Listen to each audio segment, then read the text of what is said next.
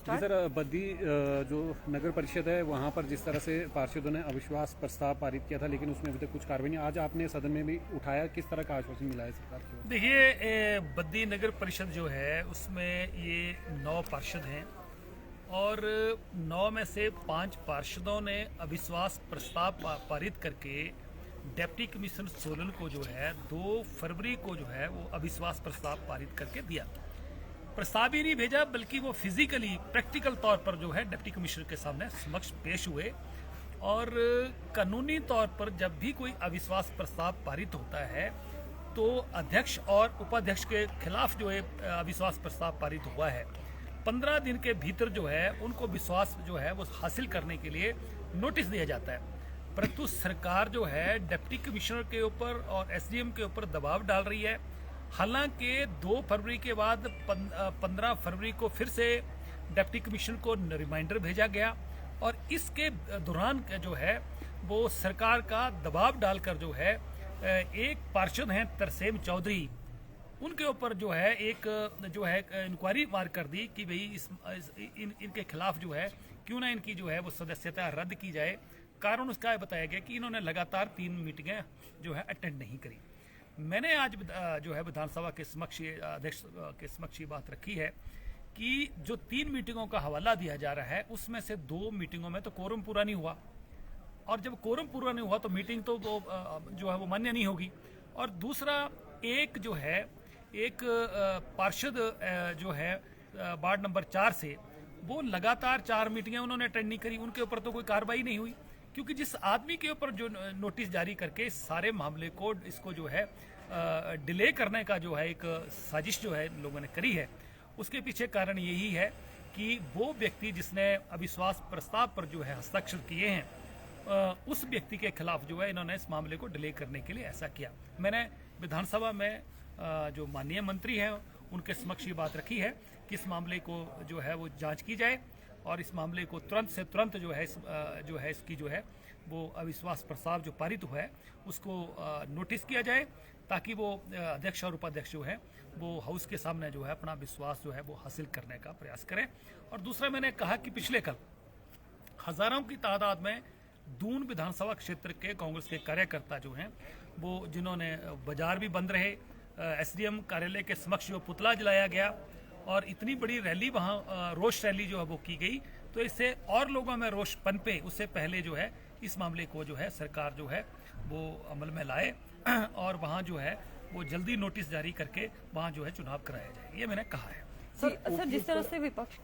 जो वहाँ के विधायक उनकी तरफ से कहा गया कि इस मामले में पूरी तरह से जानकारी नहीं और राजनीतिकरण किया जा रहा है। देखिए, चलो वो भी हमारे साथी हैं,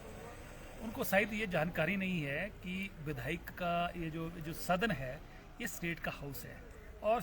प्रदेश में कहीं भी कोई मामला घटित होता है, कोई भी विधायक किसी भी चुनाव क्षेत्र के हिमाचल प्रदेश के किसी भी कोने का मामला सदन में पॉइंट ऑफ ऑर्डर लेके या नोटिस देके उठा सकता है। तो वो हमारे साथी पहली दफ़ा आए हैं, शायद उनको जानकारी ना हो और वो मैंने कुछ नहीं बोला उनको, मैंने यही कहा कि ठीक है आप सरकार इसको जो है देखिए एक कानूनी तौर पर जो काम हो सकता है उस सरकार को करना चाहिए। और ऐसे सरकार की भी फजीयत हो रही है कि सरकार जो है वो लोकतंत्र की हत्या करने की कोशिश कर रही है। सर, ओपीएस पर वक्तव्य जो आपने दिया है उसमें आपने जिक्र किया है कि यदि कर्मचारियों की सरकार को मंशा नहीं है ओपीएस देने की तो एमएलए और एमपी की पेंशन भी बंद होनी चाहिए, इस पर क्या प्रतिक्रिया? देखिए, मैंने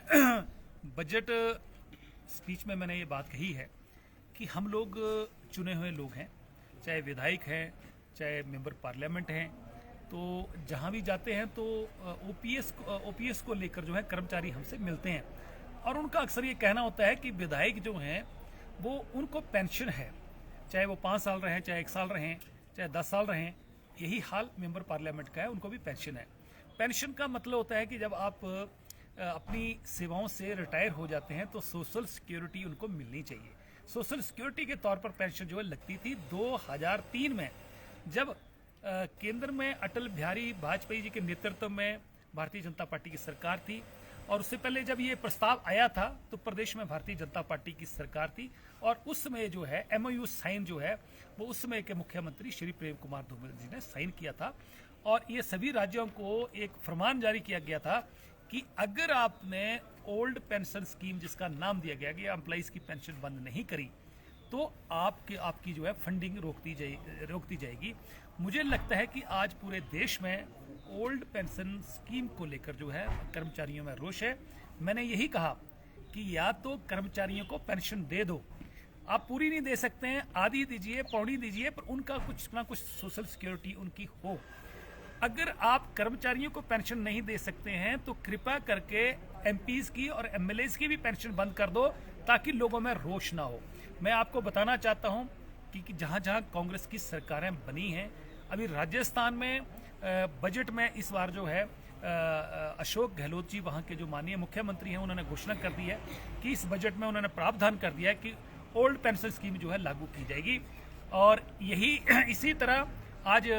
छत्तीसगढ़ में वहाँ के जो कांग्रेस के मुख्यमंत्री हैं आज बजट उन्होंने पेश किया और आज उन्होंने बजट में ओल्ड पेंशन स्कीम लागू करने की बजट में प्रावधान करके घोषणा कर दी। तो हम ये कहना चाहते हैं कि चंद महीनों के बाद हिमाचल प्रदेश में भी कांग्रेस की सरकार आने वाली है। लोग विकास रुका पड़ा है, विकास थम गया है, लोग परेशान हैं। देखिए कर्मचारी तबका परेशान है, नौजवान बेरोजगार परेशान है, छोटा बड़ा मध्यम व्यापारी परेशान है,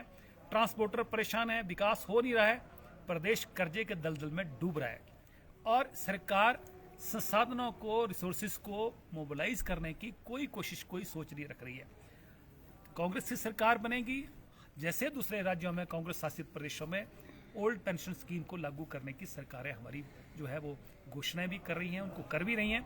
हिमाचल प्रदेश में भी कर्मचारियों के हितों की पूरी केयर भी करते हैं, उनके हित जो हैं उनको सुरक्षित रखते हुए हम भी हिमाचल प्रदेश में उनकी पेंशन स्कीम को लागू करेंगे।